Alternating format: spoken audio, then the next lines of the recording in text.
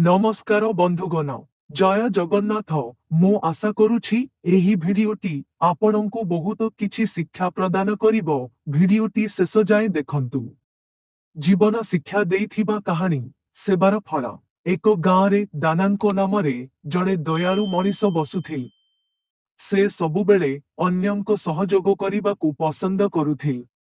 जड़े दुस्थ वृद्ध संपर्क रे तांकु खबर मिलिला जे से एका अछंती एवं खाइबा पाई खाद्य नाही। दाना तांको पाखकु जाई से वृद्धंकु खाद्य ओ पैसा पहुंचाई देल। एही घटना दिनकु दिन चारिदिगरे फाइली गल। एहा देखी गाँवासी मध्य दया ओ सेबार पाठ शिखिल।